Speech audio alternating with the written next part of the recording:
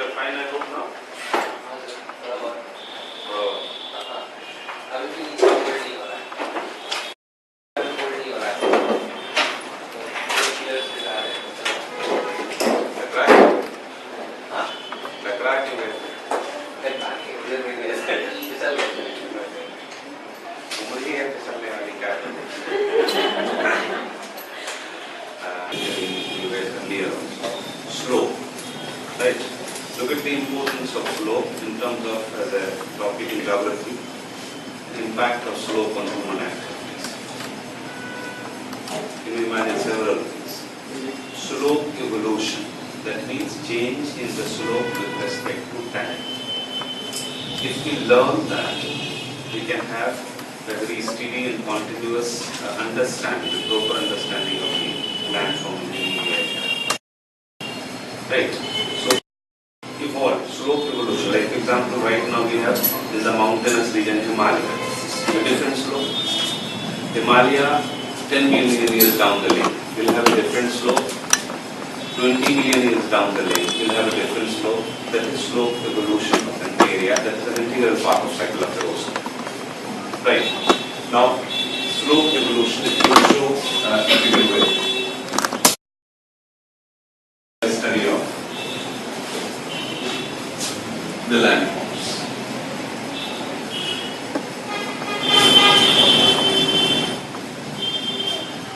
Right? The most important component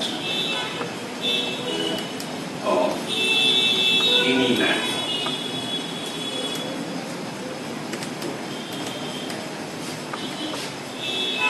Hope you understand? Most important. If you talk anything, whether a mountain or a hill or a plateau, the moment you imagine the landform, the moment you think about the landform, the slope will come into play. The moment we say mountain, immediately the steeper slope. The moment we say plateau or plain, immediately gentler slope. Right? So that's why the most important component of any landform. That will depend upon the nature of the question which we use. As far as the impact of slope on human is concerned, everything you think about, activities. You think about settlement, there is impact of slope. If you think about agriculture, there is an impact of slope. If you think about water resources, there is an impact of slope. If you think about soil and level of and intensity of its erosion, it has some thing to do with slope. Climate pattern itself. Huh? Climate pattern itself. Even the climate has some impact over of slope. So this aspect, yes, slope plays a very significant role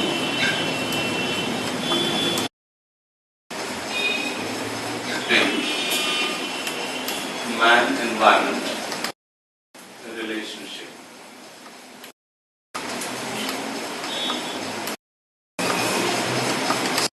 Human activities are directly influenced, affected by the slope aspect. For example, settlement, agriculture, water resources, forest, soils, soil erosion, etc. Hence, the study of the slope is not only integral part of geomorphology for its better understanding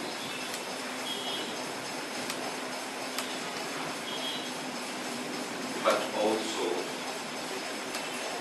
an integral part of planning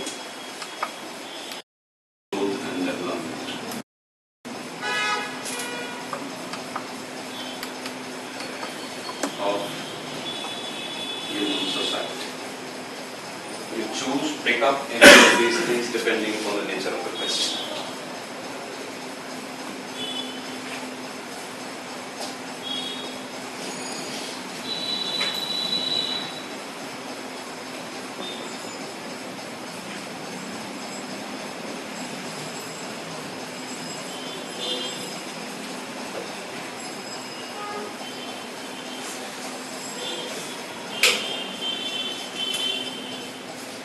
So we understand not big deal.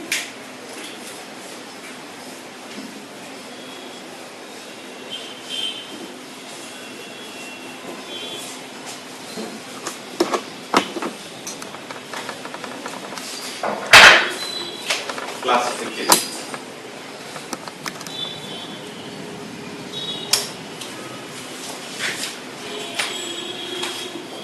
Genetic. That is on the basis of the origin.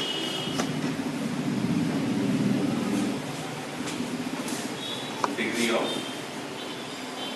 steepness or shape.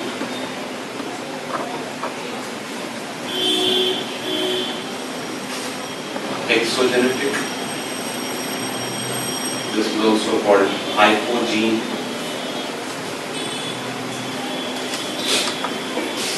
Endogenetic. Endogenetic is hypogene. Exogenetic or epigene.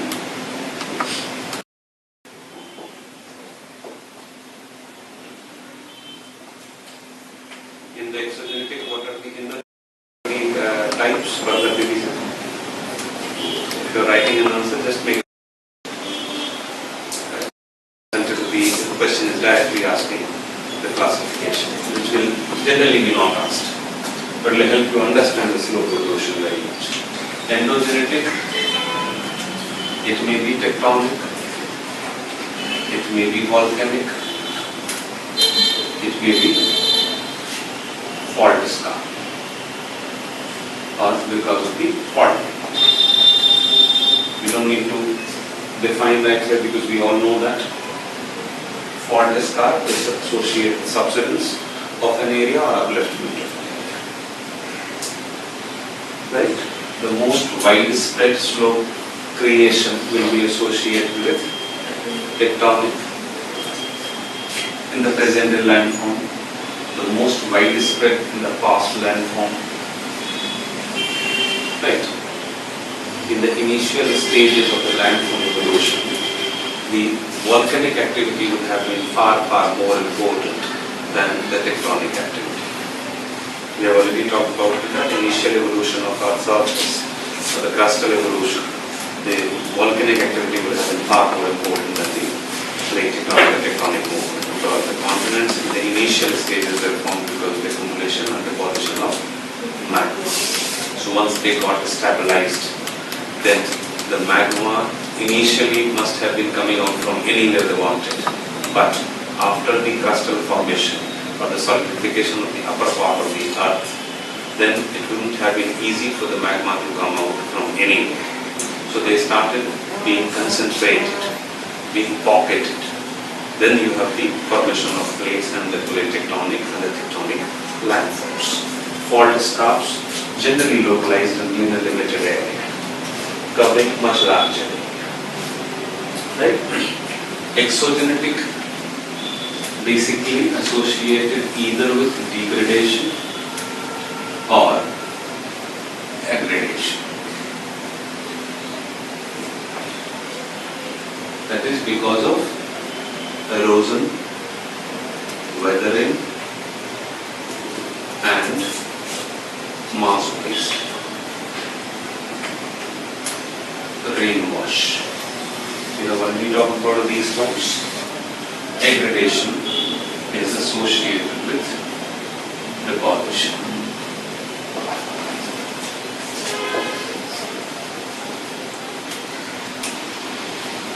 In this case, the slope will be slightly steeper. In this case, it will be slightly gentler. Okay?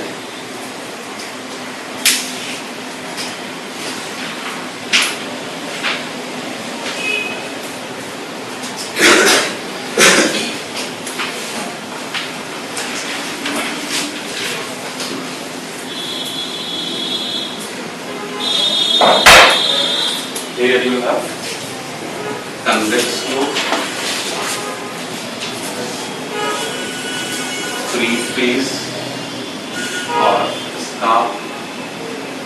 Then we have rectilinear slope. Then we have concave slope.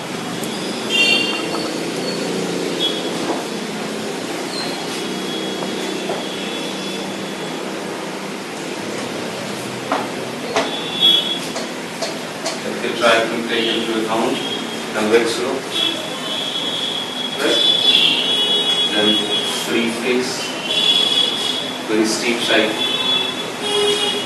rectilinear, and then concave. Right? This is convex, where the angle increases down slope.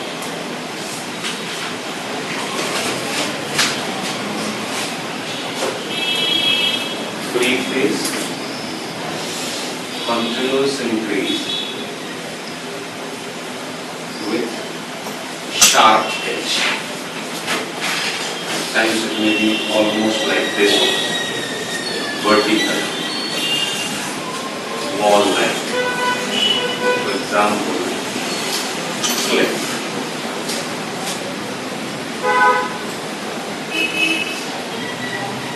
Okay. Uniform or constant angle, rectilinear.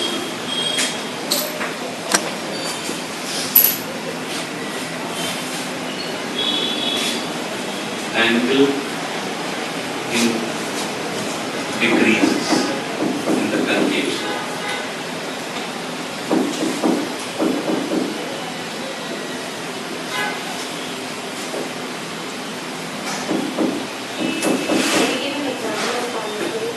Anywhere in the foothills, dendrite region.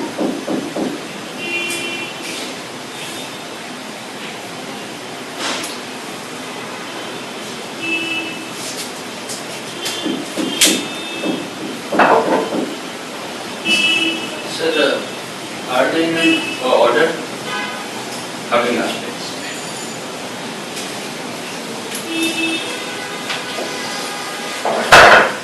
Every area may not necessarily have all the elements of slope present in it.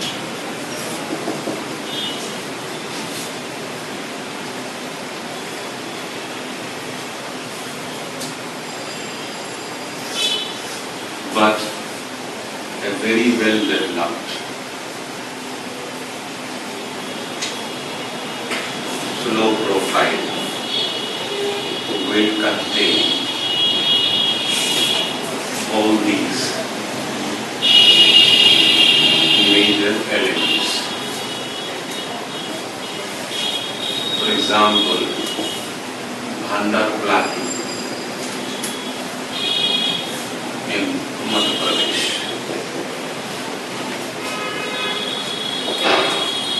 Right? But if they exist, in sequential. Right? Start like this.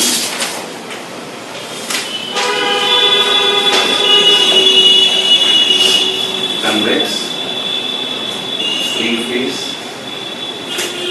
rectilinear, and concave. So where the erosion will be maximum, convex and free face. Where the erosion will be? Maximum. Interface of convex and free face. Free face and convex. Free, convex. So generally, top summit will be convex. You start imagining what we have discussed in cross profile. So the river will keep on cutting down, I-shaped, so leaving the summit almost untouched. So what will the activity on the summital aspect? There will be rain wash, that will be, on the top it will be slow, but when you come down it will be faster. So that's how the angle will increase. Okay. convex, free face, and then rectilinear, and then concave. Concave is more a product of deposition.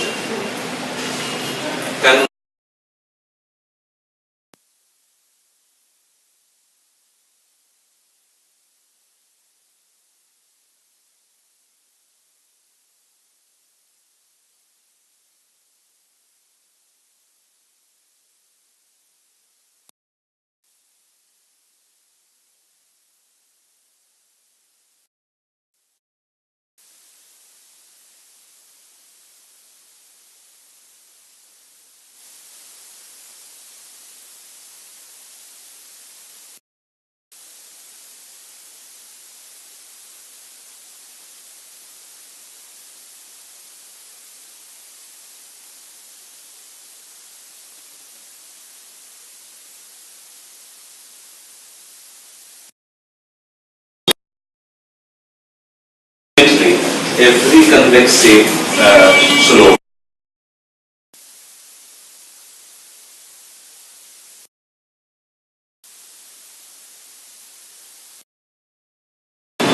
how maybe a wall like this cup is going to get transformed into a flat. That's what cycle of erosion also suggests. Right?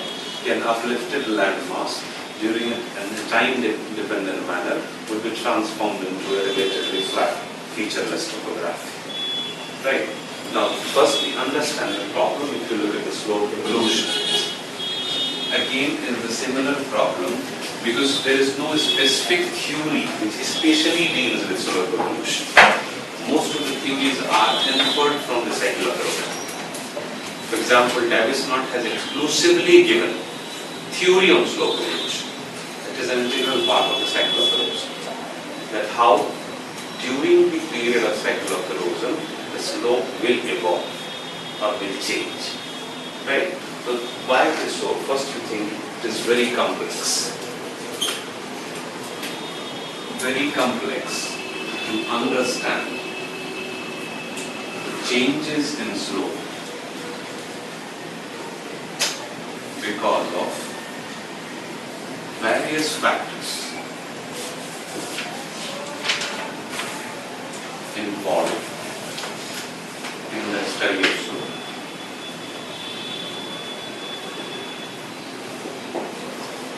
Very complex. Why? First thing is that what was the initial slope?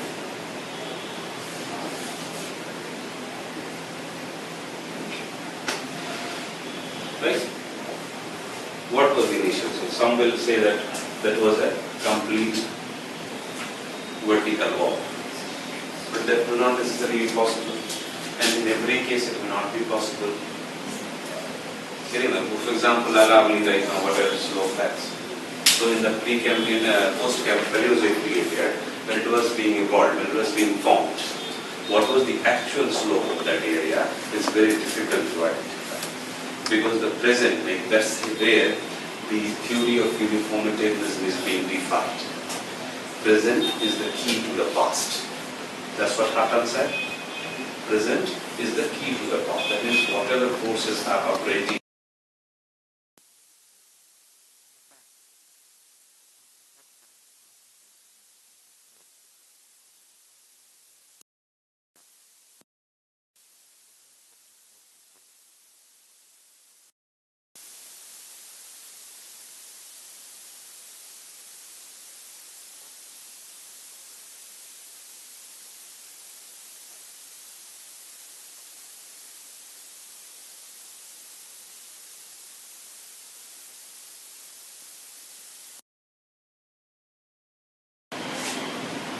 Both endogenetic and exogenetic, then variety of exogenetic.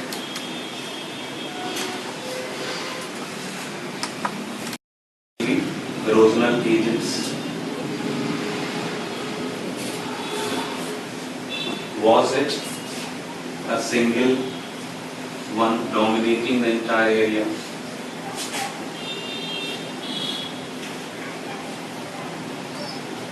Or multiple agents have been involved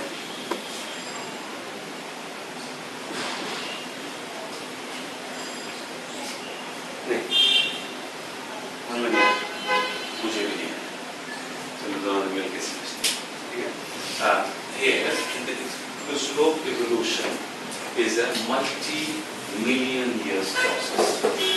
Right? Million years, it may take a trillion or so. Now, during that period, was water or the river the only process which are involved in the entire evolution of the slope? Or there was a mixture of glacier and river, there was a mixture of river and These evidence can from the land. not necessarily, especially when you take into account crust and geography. Right, there are evidences of glaciers on the peninsular plateau, tip of peninsular area.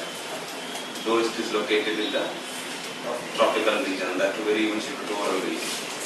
So, what was its position in the past? Right, it is difficult to establish what was the landform at that time, what was the initial slope when Pangaea was breaking, then what was the initial slope of the Kanyakumari region. Anyone? So it's not only about the single process, but maybe multiple process involved. For example, the Aravallis.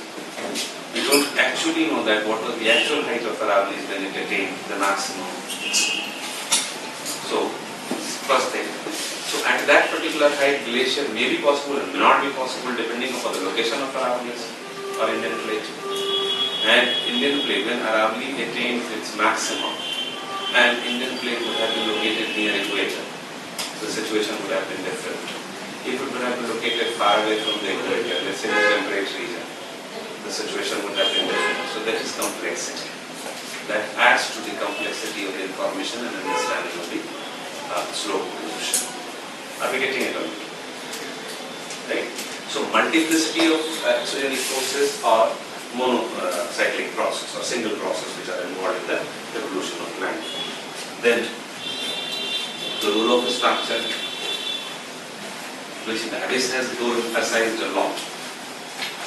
So definitely what kind of structure it was having in the initial stages. Present may have a different structure. For example, if the upper layer of an area is washed away and is deposited somewhere else, let's say Aravallis. So Aravalli's upper part has been washed away, right? Now it is washed away and deposited somewhere else. So if you study the land of Rajasthan, you can understand what would have been the constitution of Aravallis in the beginning. But there are several complexities into it. Are the deposited Rajasthan material is further subsided or not? Is there any exposition or other deposition in that area?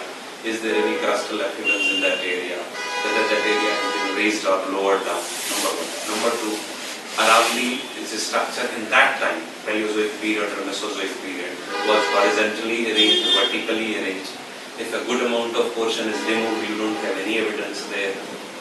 So structure is not only about the chemical composition of the rocks, which can be understood by studying the depositional features of that area, but the arrangement of rocks when it was in the initial beginning, what was the chemical composition of that rocks?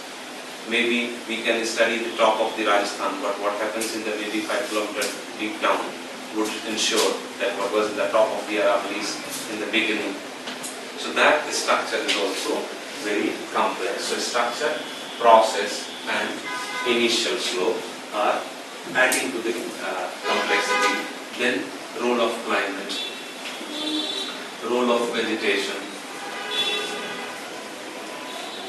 which do affects not only the process but also the rate of erosional activities. Right? So can you explain this role of structure? The role of the structure we have already talked about while dealing with variation cycle of erosion. That what is the role of the structure in cycle, evolution of landscape. Now, let's say suppose structure means what?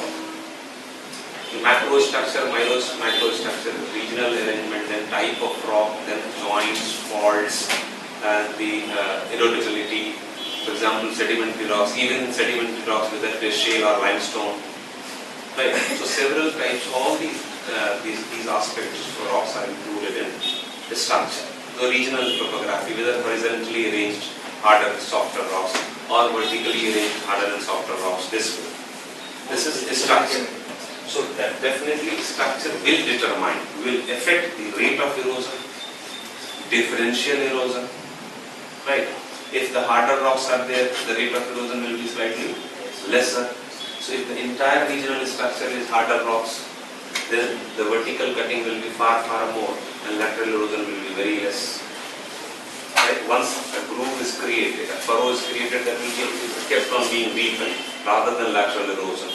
So the erosion itself, so if the entire region, let's say suppose Deccan lava, let's say Deccan lava plateau has 10 meter thick lava, just imagine, below that we have Archean rocks, a very hard crystalline rocks. If the entire lava sheet has been removed, then the slope is of Archean rocks. So how would you know that what was happening in the past? Because that entire area has been washed away. So what was the initial slope? What was the role of initial structure in the slope evolution? Right now we can determine or study that fine if the Himalayan structure has this, the slope will be evolving like this. But what was the actual initial beginning of any landform, let's say Chotanagpur Plateau, which has reached almost a graded level. So what was the initial height of Chotanagpur Plateau is very difficult to determine. Like if we are having just only a uniform type of structure, then only we can attain the type of erosion which is taking place. Even in that case, what was that uniformity, what was existing in the top of that area? This example of Chotanagpur Plateau. So in the Paleozoic or Precambrian period, what was the actual height of Chotanagpur Plateau? You will never come to. What was the initial slope of Chotanagpur Plateau? You will never come to. It's just a mere an assumption that that was a mountain.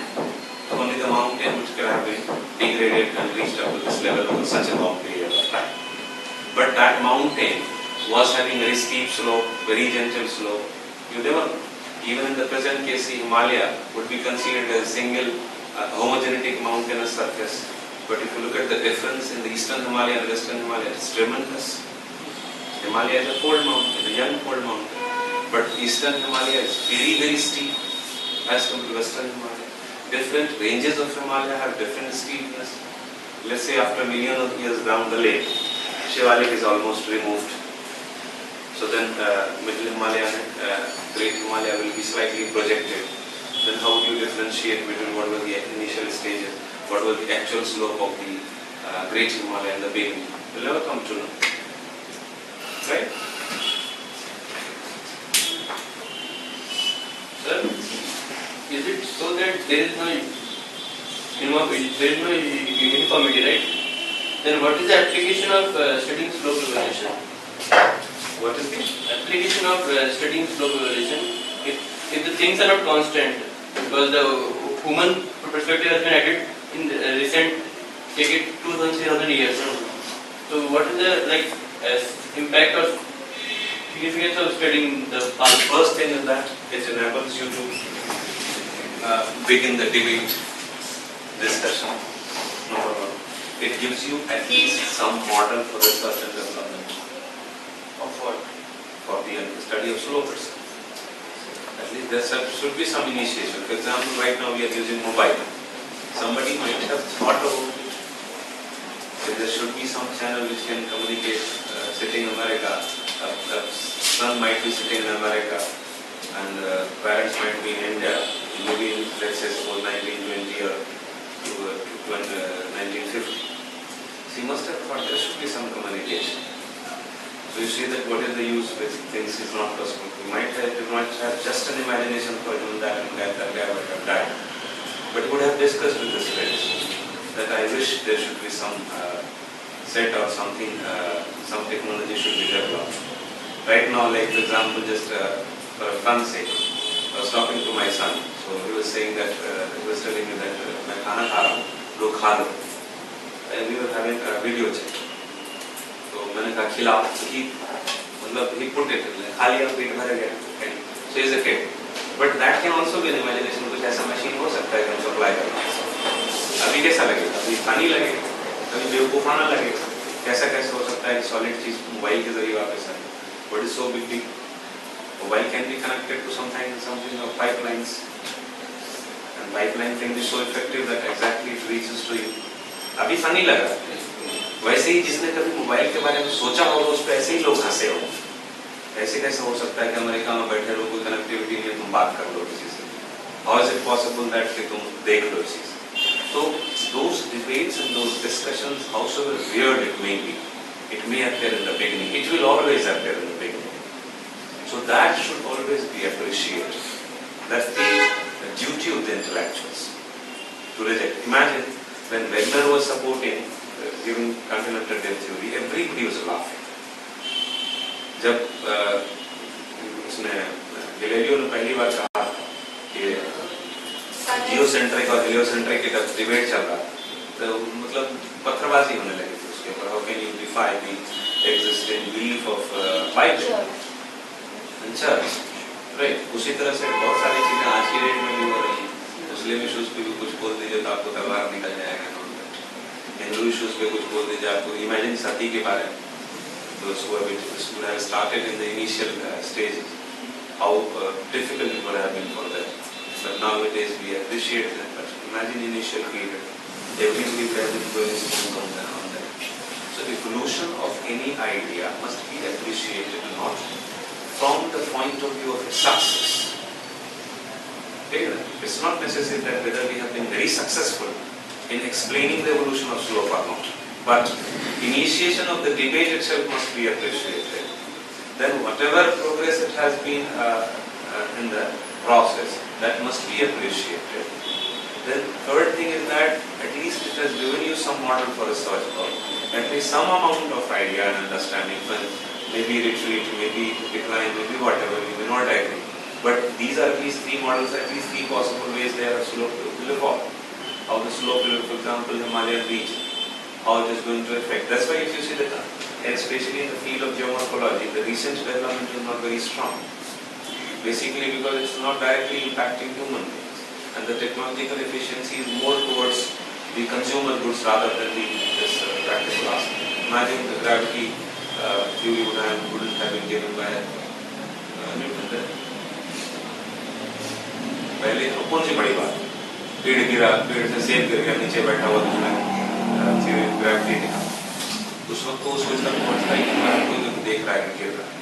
अब क्यों गिर रहा है? Gravity. Gravity क्या है?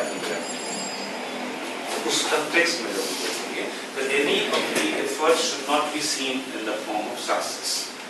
जब suppose करो God forbid if you don't qualify, it doesn't mean that you have failed. You are failed when you don't make an effort. आपने कोशिश दिल से नहीं करी, you will regret till your last breath. थोड़ा सा वो वाला पार्ट कर लिए होते तो ये हो जाता, थोड़ा सा वो वाला कर लिए होते तो वो हो जाता, या शायद थोड़ा टाइम किताबों पे ज़्यादा दे देते हैं निस्बत मोबाइल के तो ये हो जाता है. नॉर्मल वो चीज़ नहीं. You shouldn't regret. Whether success or failure, you shouldn't determine your effort. यहाँ पे भी वही चीज़ basic.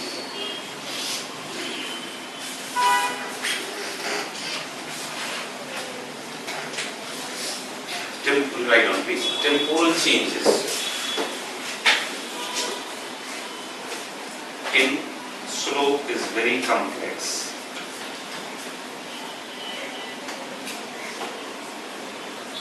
As it takes millions of years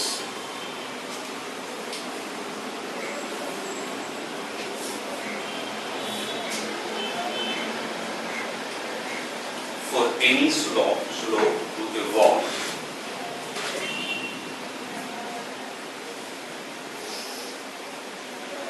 Hence, the opinion of geographers differ.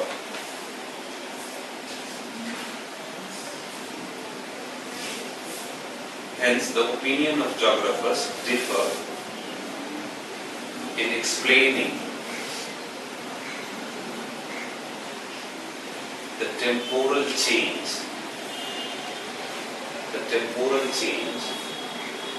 in the form. The temporal change in the form and gradient of slope. Temporal change in the form and gradient of slope,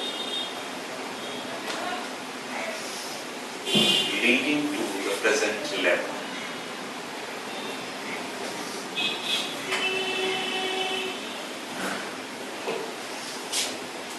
Several names can be cited. who has presented their idea and approach,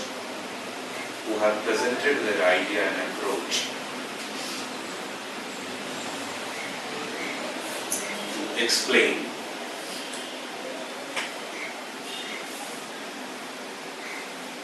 slope changes.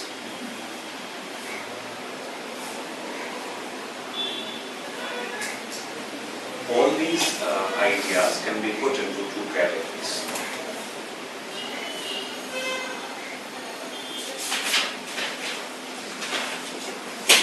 Which are considered as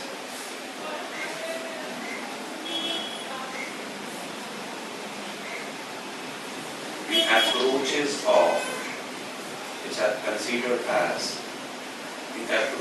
of the study of slopes.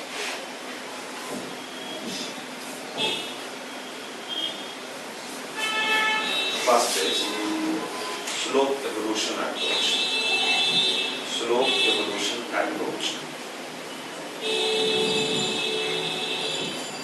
In this approach,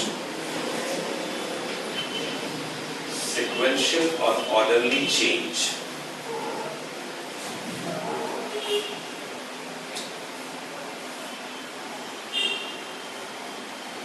in the slope with time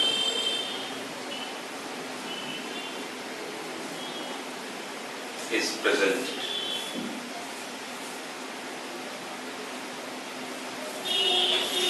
It is basically a historical perspective of slope evolution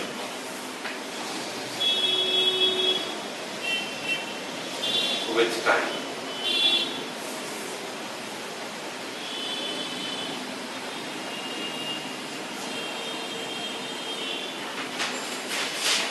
This method may be applicable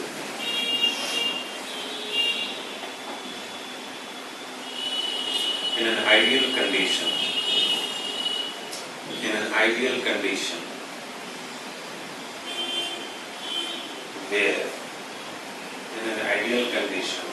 where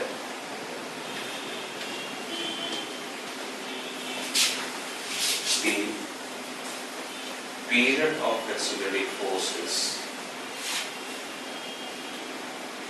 have been quiet for good long duration.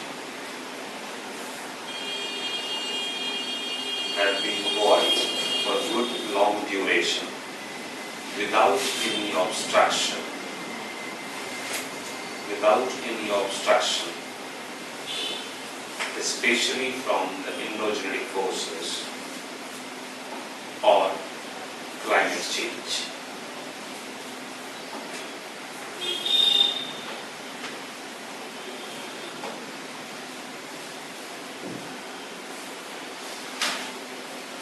As the history of slope evolution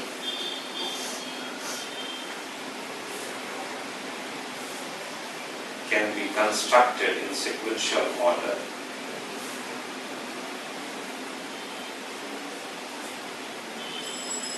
with the assumption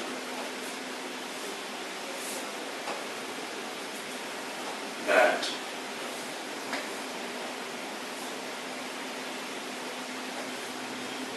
the process is continuous.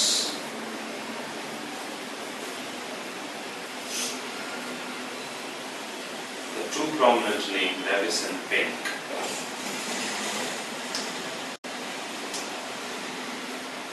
explanation falls into this group.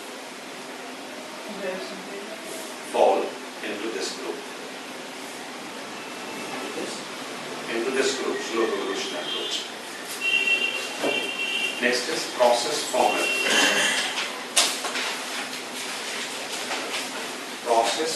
approach.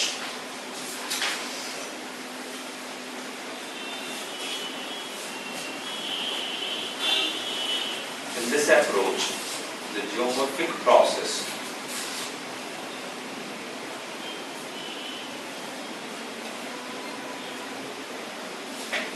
are given great importance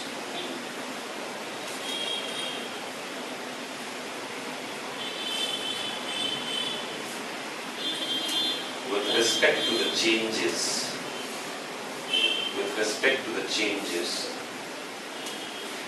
in the form and gradient, with respect to the changes in the form and gradient of the slope in an area.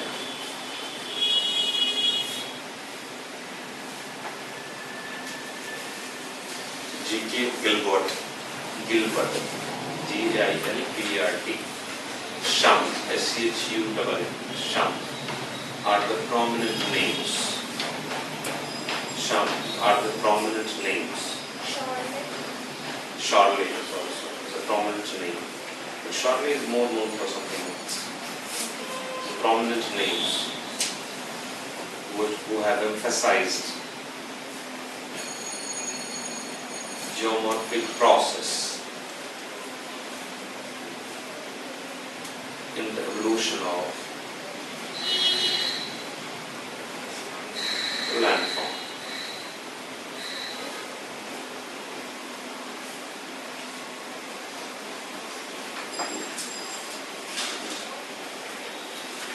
This suffers from many deficiencies.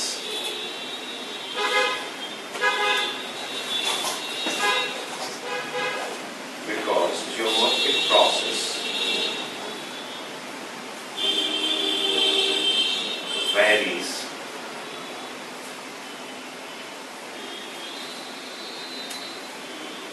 and the intensity of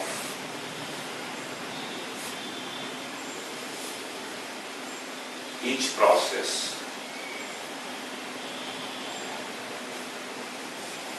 may be determined by several other factors.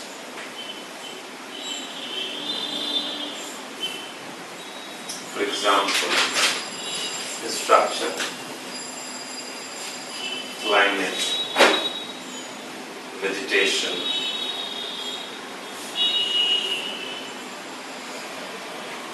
human interference,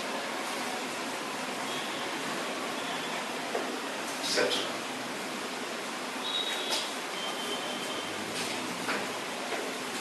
Dynamic equilibrium theory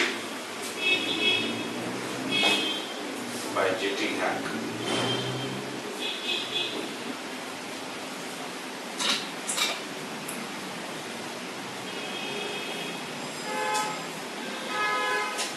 Objects the time-dependent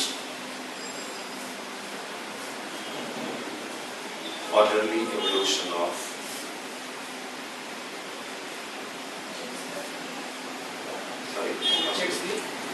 objects the time-dependent and orderly evolution of slopes in an area.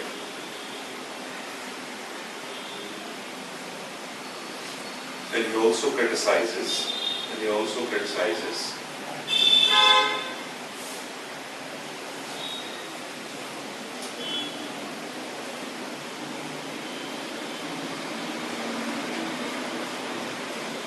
the theory of uniformitarianism.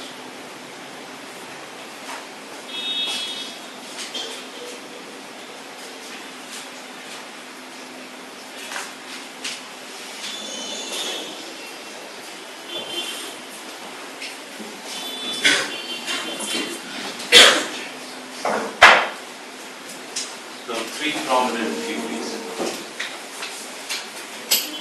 which you are supposed to discuss is the slope decline theory given by William Morris, Davis, and a cycle of erosion. Then we have slope replacement theory by Denk. Third is parallel retreat theory by LCT.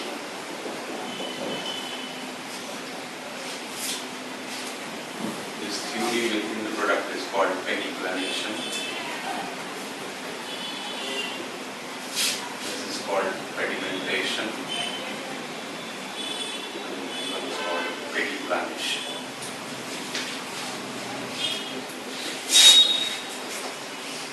the end product, erosion surface. Then you have tan granation also. Yes, by Greco.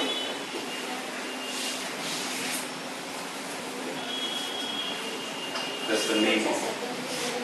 Pedimentation. Sorry. Second one, the straight one. Pedimentation. And the parallel is so you write to see pediplanation. So what is this like? Gritmase panplanation is the term used for erosion surface. Like pedimentation, Penck has used also endraps.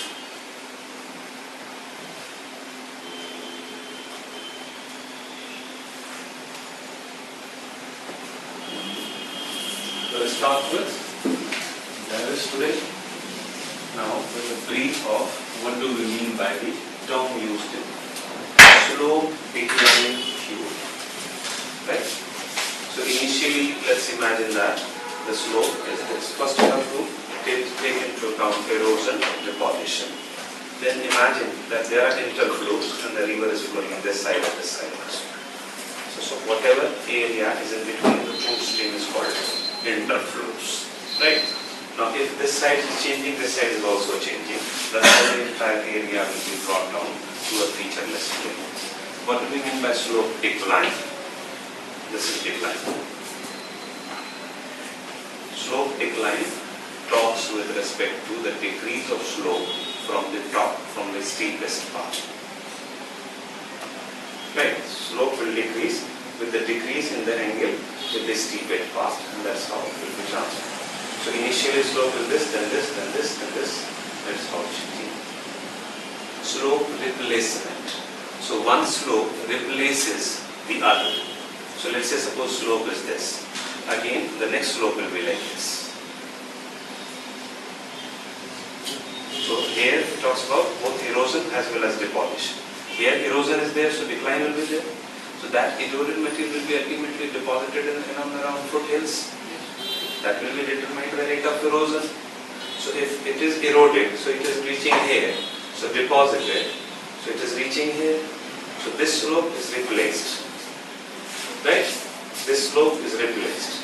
This slope is replaced and this slope is replaced. Will you get that? Right?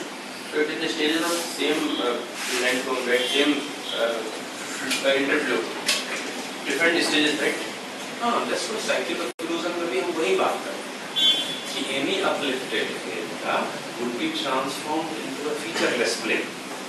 Like there is a confusion generally because when you talk about youthful, mature, and old, for example, the Himalayan regions. Himalaya is in youthful stage in Himalaya, mature in plain, and old in near the mouth, ocean. So this, when we study this, this is the example of the stages of river. Or the river in different stages, different places. That is a spatial example of stages of river. But when we talk about cycle of erosion, it is the temporal change where the space remains constant. Like how Himalayan region is presently in youthful stage. In the after whatever time duration it takes, it will be transformed into a mature stage. After whatever time it takes, it will be transformed into an old stage. So space remains constant. There is no variation in the space.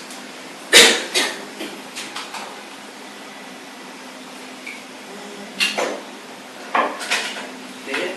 So when you talk about dilatation, recall that aspect. He has in his cycle of erosion, he has three components. Three components. First is the development of drainage system. That's what we have taught in the channel morphology. Then the development of slope. Then the landscape or evolution. So in all these three, what will be the characteristics of drainage system in use? Mature, old, Similarly, what will be characteristics of this? What will be the characteristics of landscape in different stages? So drainage system is very different from drainage pattern. Yes. The drainage system is the single stream when you talk about the network of the streams. Pattern is the shape they all together make. Aerial view of all the streams.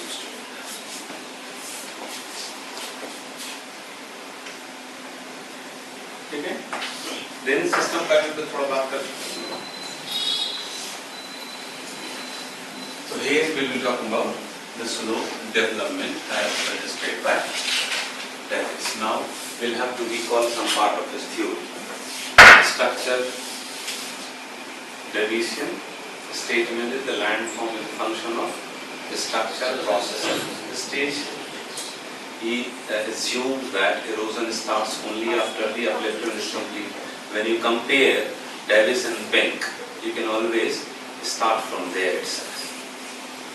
So rate of, like for example, if we think Davis, so slope evolution is the complete continuous phenomena from beginning till the end, and there will be sequential order, time dependent, but Penck will define that.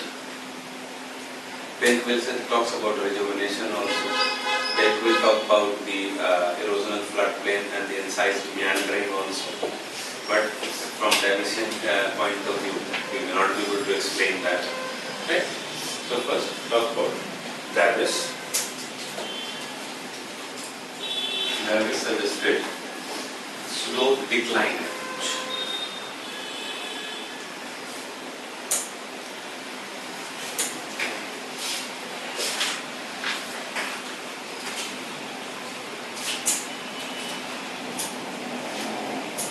His idea of slope evolution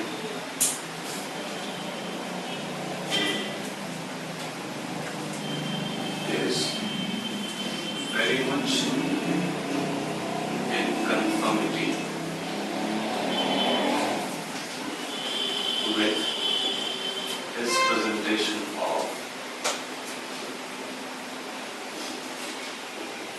cycle of erosion. He suggested timely or time-dependent evolution of slope in youth, mature, and old stage.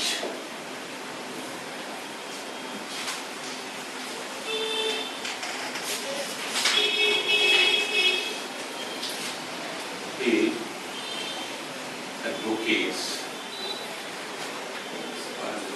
that the valley retreat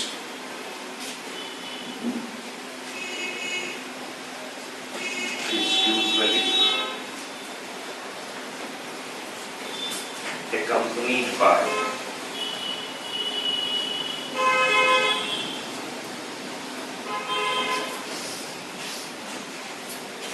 a decrease in the steepness of slope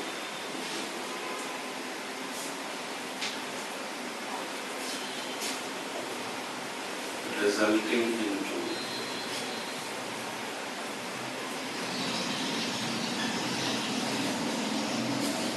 convex profile on the top and concave along the foothills.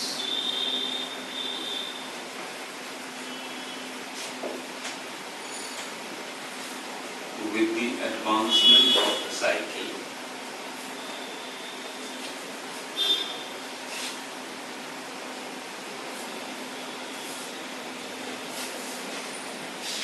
the radius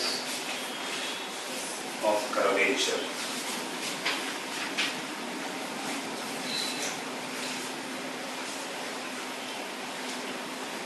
of slope increases, leading to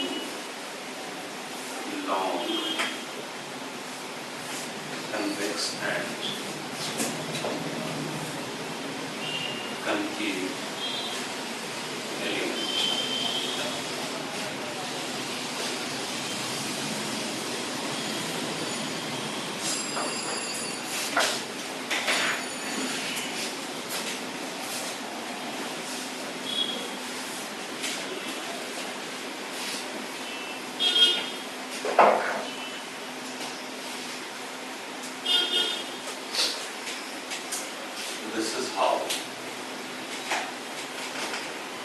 the slope profile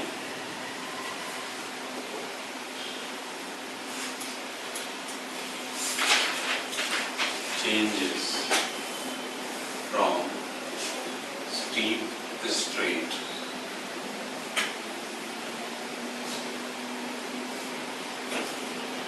In the beginning, to convex, concave. In the late maturity, in the maturity and a very gentle slope along a flat landscape in the end.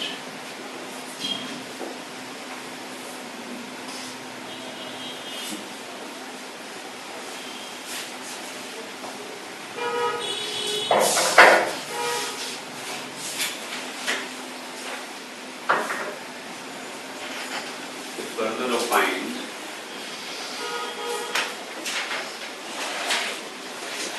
that the slope will be convex in youthful stage, rectilinear in mature, and concave in the old stage of the cycle of erosion.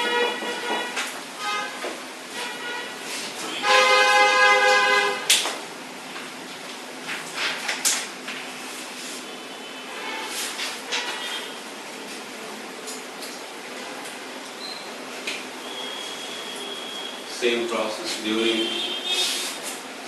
youthful stage. The rate of vertical erosion or down wastage is far higher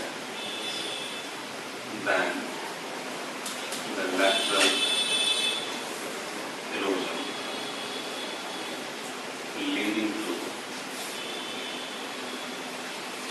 the formation of steep-sided flow with untouched summit by the roots.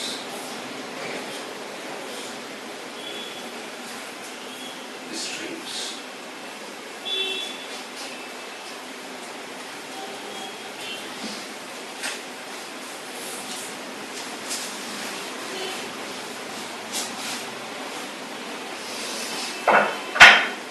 However,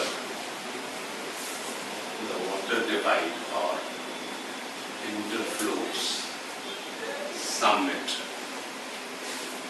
will experience soil creep, debris fall,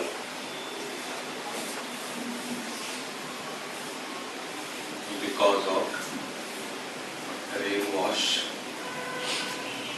weathering, and marsh waste.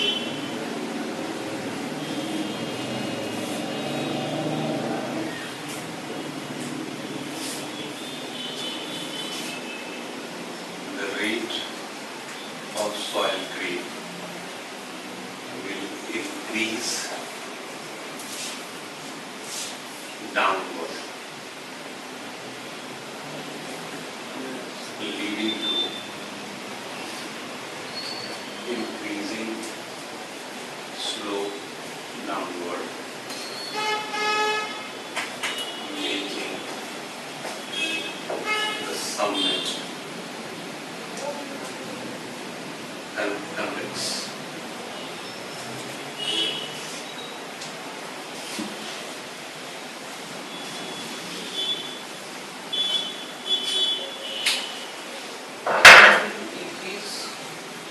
rate of soil play will increase downward, summit towards the west. The interflow summit or interflow or summit will experience soil play, debris fall.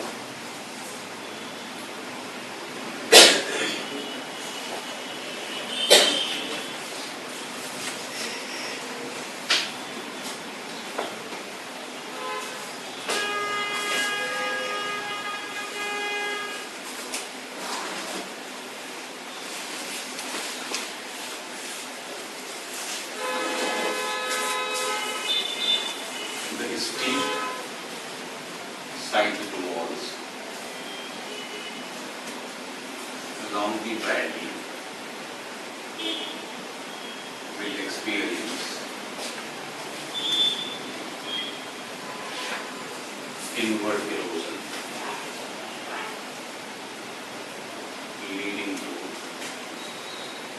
continuous increase in slope initially.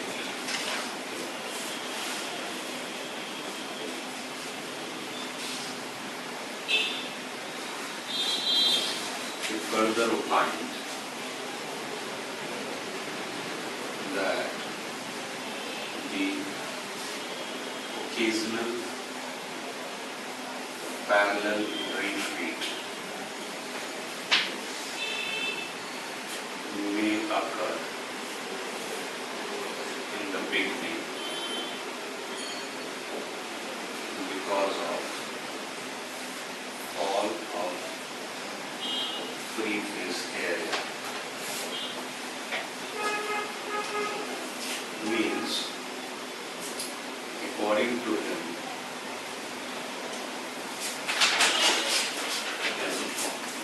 slope increases in the beginning of the cycle instead of decrease.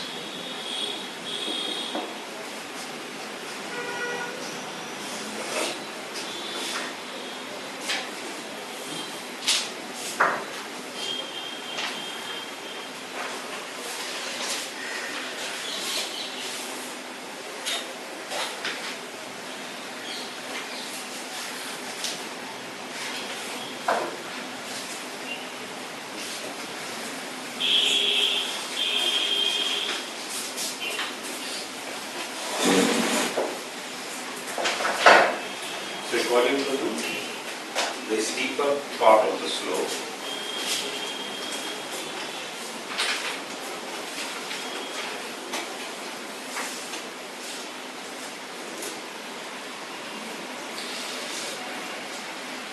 thereafter progressively decline.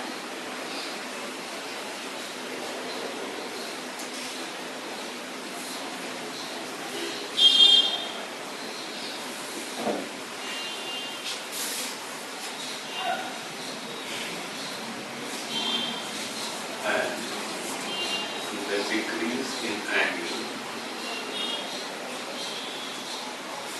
results into convexity.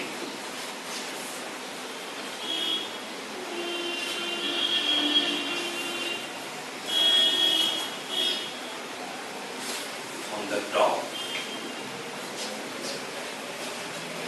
and debris deposition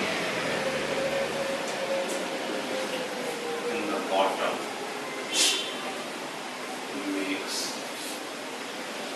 concave slope.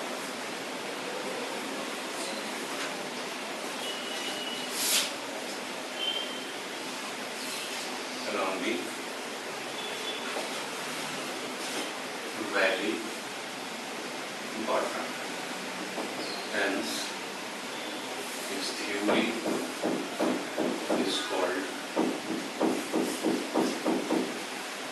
slope decline.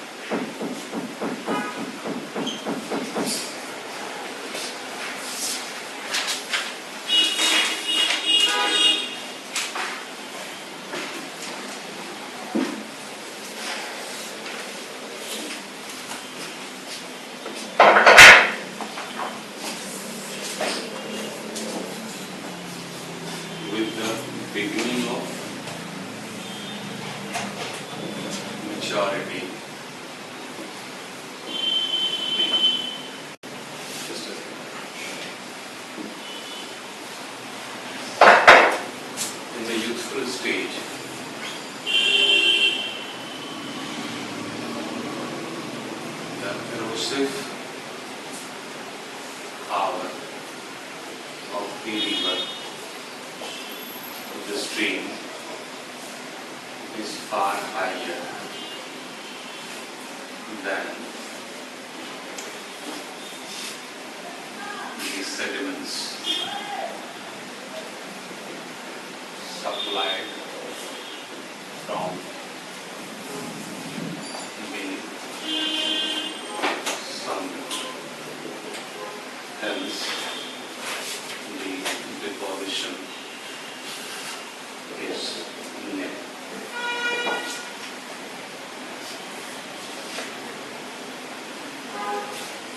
The basic assumption that slope will decline from the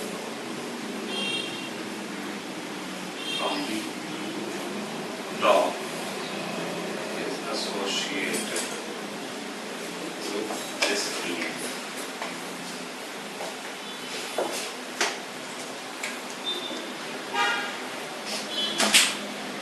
Can you explain this one? I'll explain the whole part. First, the basic assumption that slope will decline from the top is associated with what? With the gradual increase in lateral erosion.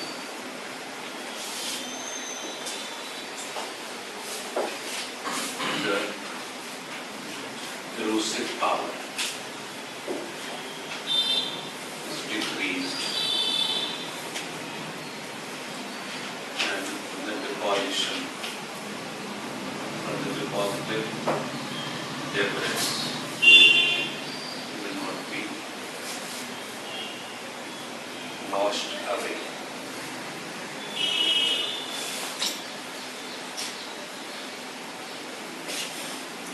We use the term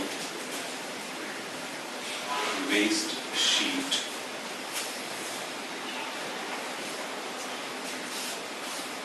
for the debris on summit and bottom, and graded waste sheet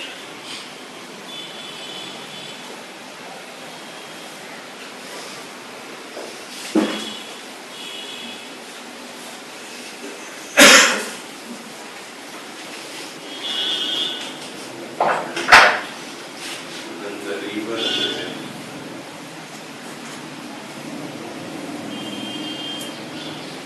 graded stage and have only enough power to transport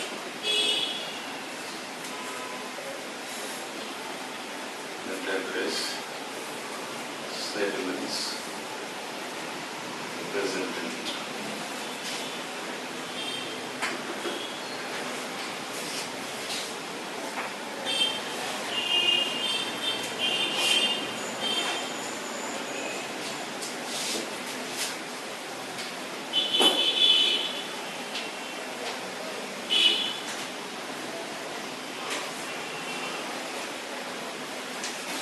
Lateral erosion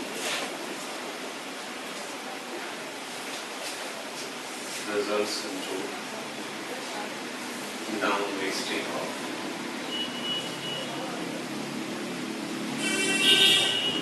interflows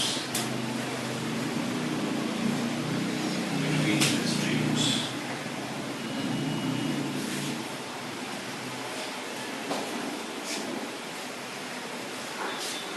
When the entire river attains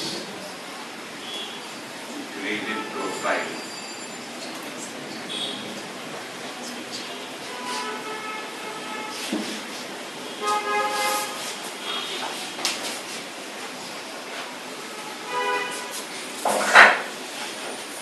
in the latent soil area,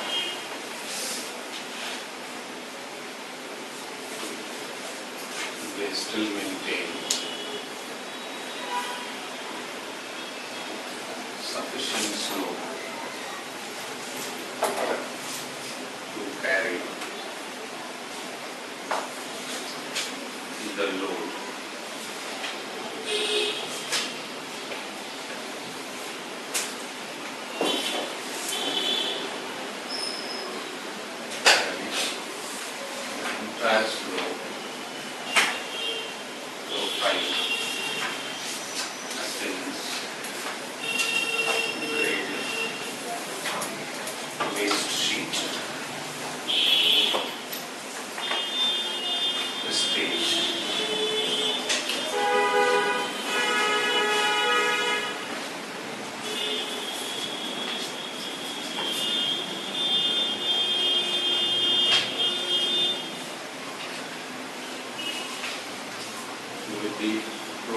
of cycling.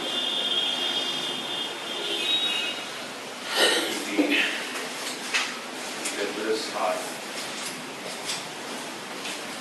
may find that, and the rivers can still carry out some transportation.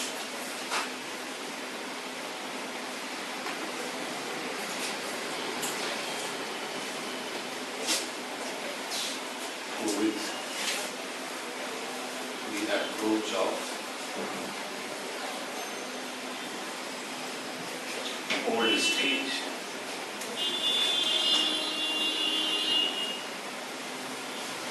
the slope becomes flatter.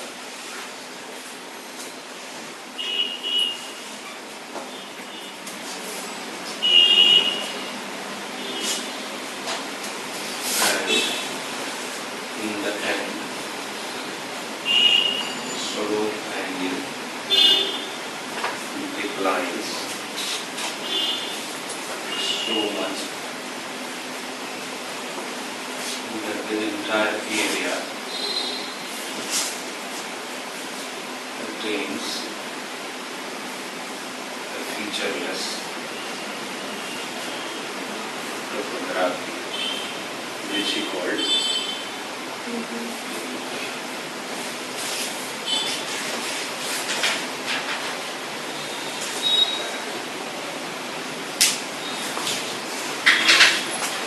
Second paragraph मुझे तो याद नहीं होगा, तुम ही बताना। Advancement of the cycle of the radius of the curvature of the slope increases, हाँ leading to long convex in the foothill. With the advancement of the cycle, the radius curvature of slope increases, leading to long concave and convex areas. So curvature, I hope we understand, right? So when we talk about curvature, so initially the curvature may be small, just like sharp edge. Now the curvature will increase. Like let's say suppose initially you have this curvature, right? Later on you will have this curvature. Later on this curvature will be elongated. In both convex and concave, it will be elongated, right? Further elongated, almost becoming flat. Almost becoming flat. And now interflows from both the sides. इधर से भी हो रहा है तो इधर से भी हो रहा होगा. Similarly, when the concave is there, initially the concave will be slightly smaller. Then concave will be broadened. Then its curvature will be elongated. And that's how a flat topography will be produced. So ये convex है rectilinear जा रहा है starting. Convex है. Convex है rectilinear जा रहा है. Convex से rectilinear जाएगा, फिर concave जाएगा. Gradual evolution. That's what Davis suggests. That youthful में it will be convex, mature में rectilinear and old in concave. लेकिन इसका evolution क्यों हो रहा है? concave का भी evolution थोड़ी होगा। Because of deposition. Deposition से बड़ा होता जाएगा वो. Initial deposition will be in a very confined area. Gradually that deposition will widen, and that's how the curvature will be bigger and the concave will be longer. Come again? All these stages. That's how from youthful till the old, the curvature will keep on being elongated and longer and longer and longer. That's how it will create a flat topography. Just a second. ठीक है. Mature stage.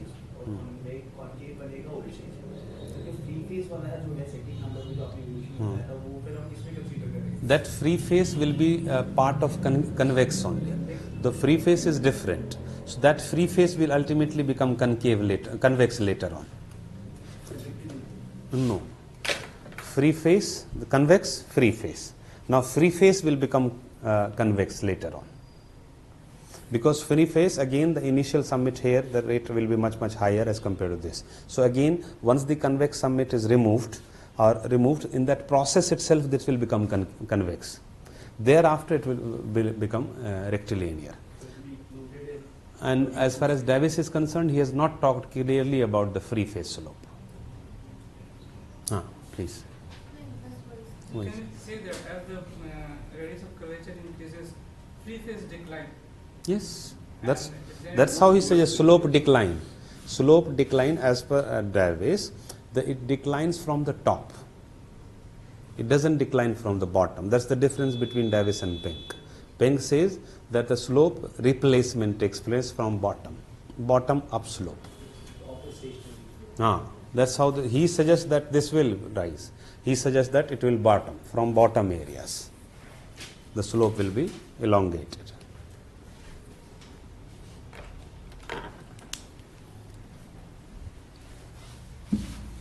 Anything else? Sorry?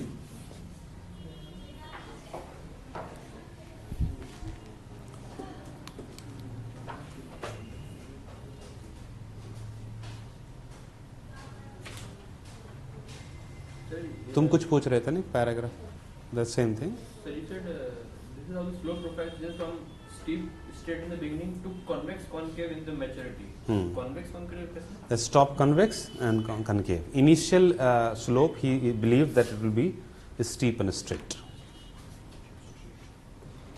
So the top of the same steep and straight will be convex and concave in the bottom. You will have to take into account the erosion as well as deposition. The fundamental flaw of Davisian cycle is the same what his cycle of erosion was. When he assumed that erosion starts only after the upliftment is completed. Right. Erosion is a one-way phenomena for him. Peng suggests no, both the interaction of the endogenetic and exogenetic forces. The steeper part of the slope progressively declines and the decrease in the angle results into convexity. It's the same point with these. The same thing, free phase. No? So now it will decline, it tops decline, and decline will start first to make convex. Then it will be transformed into rectilinear, and after a point of time in the old stage, the entire slope will be concave. When he suggests, look at it, there is a difference. There may be existence of convex and concave at the same point of time. But the entire slope profile, initially it will be convex. How? Let's say suppose if we talk about any I-shaped valley. That's what he has suggested. So I-shaped valley will be something like this. Right? So look at here, the entire slope is convex here. Because the bottom deposition in the beginning will not be there. Because the river's power to transport is far higher than the material supplied from here. So they will be removed gradually. So that's why he suggests that slope will decline from upward, from the top, rather than getting deposited in the bottom. नहीं antecedent river तो Davis की बात नहीं करेंगे ना हम antecedent river is a product of the combined action of rising landform with the river eroding so that's the demerits of Davisian cycle of erosion तो same will be because वो upliftment के बाद की बात करता है is completed. That's what he suggests. And we have already criticized him while dealing with cycle of erosion. This is more like his byproduct of his earlier theory. Exactly the same. That's why I'm saying that he hasn't given a separate theory for slope evolution. It is just a carving out or taking the gists of his cycle of erosion, that how slope will evolve as per Davis, as per Penck.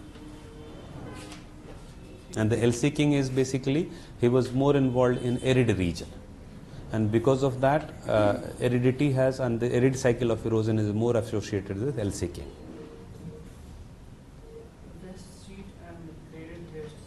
Now, waste sheet is basically the sheet of deposited debris or soil creep both on the bottom and the withered material on the top is called waste sheet. Waste sheet.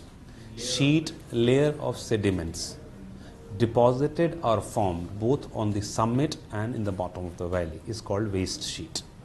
Graded waste sheet, just like the graded river. What we have talked about graded river, when the river's erosive power and its transportation capacity both are almost equal and equilibrium, that stage is called graded stage. So in the slope evolution, that profile will be graded waste sheet. So whatever is coming is being transported exactly same. Reverse erosive power is neither more than that nor less than that. Again can be criticized because the multiplicity of slope may exist even in the youthful stage and even in the mature stage. Like again you can criticize when critically evaluate the Daviesian concept about slope evolution. Same. He didn't talk about the slope evolution with respect to the rising landform. Rejuvenation की बात नहीं किया उसने, nick point की बात नहीं किया. So river may in the mature stage also may develop youthful stage, and the slope may be developed because of faulting also. So that will be the criticism of both Penck and Davis. Penck also doesn't talk about rejuvenation. Penck also doesn't talk about vegetation. Penck doesn't also talk about climate effect on cycle of erosion. Getting that point?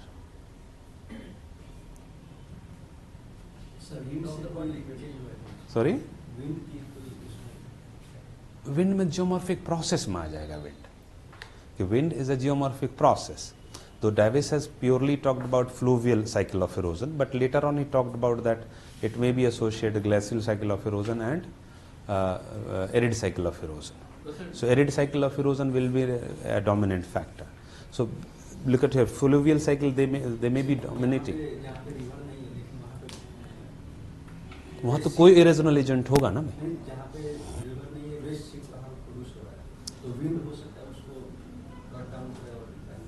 River नहीं है तो waste sheet कोई तो agent produce करेगा. Okay, in an area where the rain wash will be there, and when river or any erosional agent is not there, so that means that will be a complete absence of any exogenetic force. So that means area is perfectly flat plain, right, which is not possible. If either it is a desert area or it is a glaciated area in the higher latitudes or a riverine area. Even in the flat area, rain will fall, they will break, weathering erosion will take place, they will be broken. So what happens when you assume it, let's say suppose in a Rajasthan desert. So Rajasthan desert wind is active, but wherever the river or streams are passing, let's say suppose Luni river. So Luni river and several other streams are passing in Rajasthan. So that will gradually, it may take millions of years, far more years than maybe the river of Ganga and Himalayan rivers. But so the interflows in that area will also be affected gradually by a combined action of both wind and river. So that's what we talk about, the multiplicity of processes existing in the same landform. They haven't talked about, they have ignored. In the desert area, especially the semi-arid region, both rivers and wind may be active agent. In the Himalayan region, the top summit, both glaciers and river and rainwash are active agent. Even the top of Himalaya, wind also might be playing some role into it. So the multiplicity of geomorphic processes have largely been ignored by them. So if you talk about the main factors of the decline of the feature of convexity, then which is the main factor? Rainwash, mass wasting, weathering. Mass wasting and weathering is done by some agent, right? No.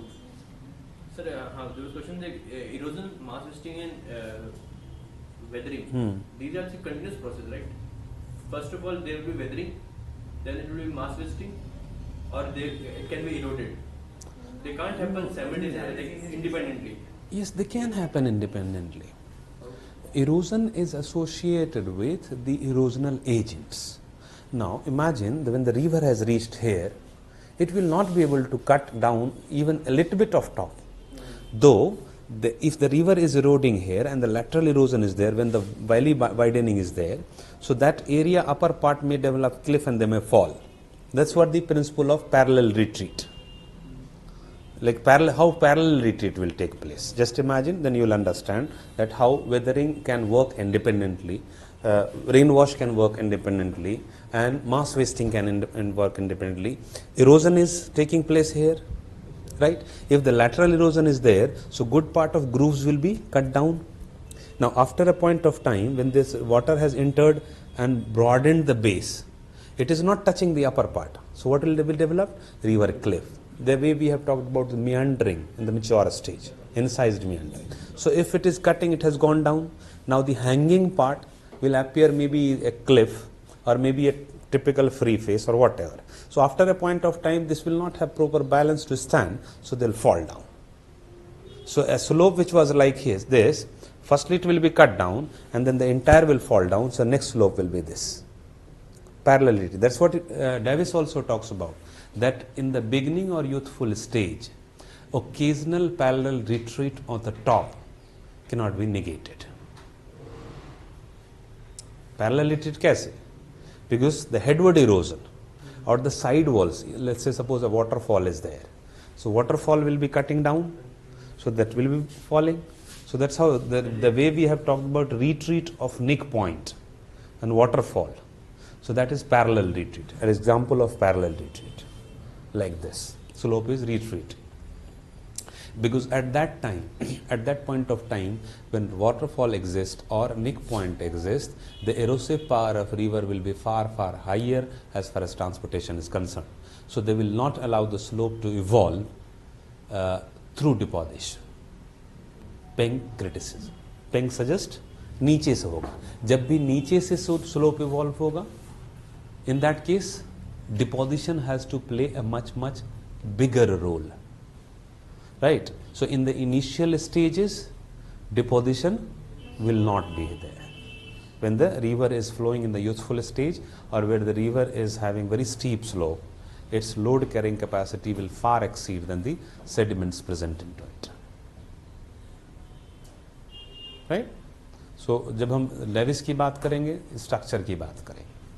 When Davis suggests that a structure has to play a very important role in the cycle of erosion, similarly, Davis has suggested that a structure will play an important role in the slope evolution as well.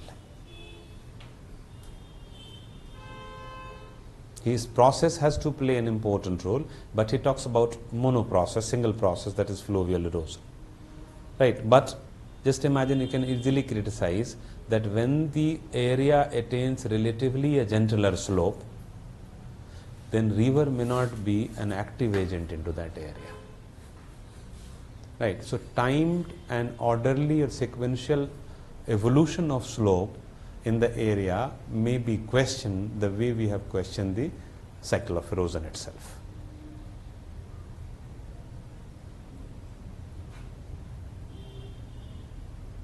ज़्यादा तो नहीं हो रहा ना?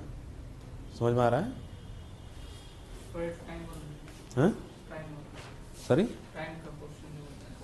The timely evolution, like timely dependent evolution. That's what he talks about, structure, process and stage. A stage is but nothing but timely. That is timely and orderly evolution of slope will occur.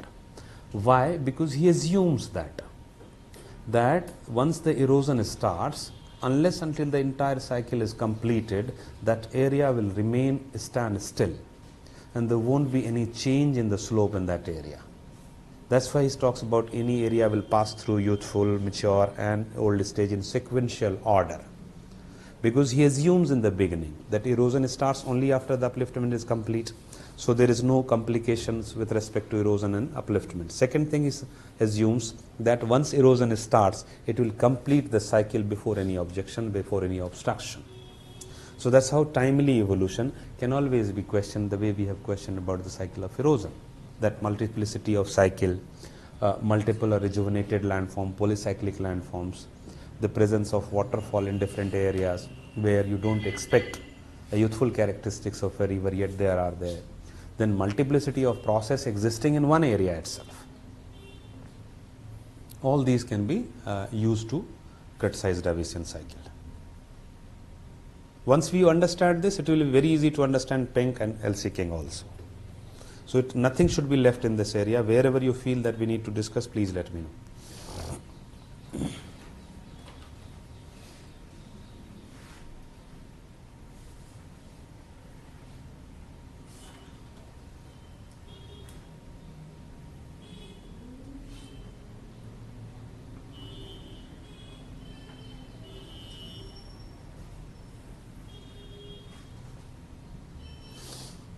What Penck will suggest? Exactly the same of cycle of erosion. The Penck slope evolution will be dependent upon the combination of endogenetic and exogenetic forces. So his evolution of landform will be different as compared to the Davis. He will also talk about the vertical erosion, but he has criticized and he has not accepted the time dependent orderly evolution of landform. The same is about slope as well. He will talk about the role of endogenetic forces that erosion and upliftment go hand in hand. So then he'll talk about both deposition and erosion in simultaneousness. Initially his theory was considered as parallel retreat, but later on when people understand, he was supposedly the most misunderstood geomorphologist for the two reasons. First, that he didn't have enough time, he died just at the age of 27, 28. Second is that his work was in German language and the entire world was hostile at that time, 1924-25 against Germany. And whatever English version is that, it is alleged that Davisian supporters including Davis has distorted his version of approach. So only later on people understood, and then he talked about slope. He talks about slope replacement rather than parallel retreat. But ideally, the theory of Penck is much more closer to the slope evolution. Not necessarily. It's better in the case of when you compare Davis and Penck. Penck was far better in terms of overall cycle of erosion than Penck was here in slope evolution. Because when he talks about that replacement, it can be questioned very easily because the initial deposition will not be possible. So in the terms of slope evolution, Davis is more accepted in many aspects. However, the Penck is also, wherever Penck is better in terms of Davis in cycle of erosion, he is better here also. Rest he has been criticized as well. So what is the slope replacement? Slope replacement is this. Like slope will change. That's how slope evolution. In the slope decline, top will start decreasing. And that's how slope will decline. In the case of slope replacement, they will start from the bottom up slope. Like slope will decline like this, gradually like this, and gradually like this. Bottom will be stationary. Top will be stationary almost, in the case of Penck. So is there an example of this type of top, convex top? सब जगह जहाँ पे देखो Steeper slope है ना, वहाँ तो Himalaya, you imagine gorges, you imagine any V-shaped valley or I-shaped valley, river valleys, that will be convex slope. If you look at Aravalli itself, the top of Aravalli will not be sharp edge anymore. It will be more elongated.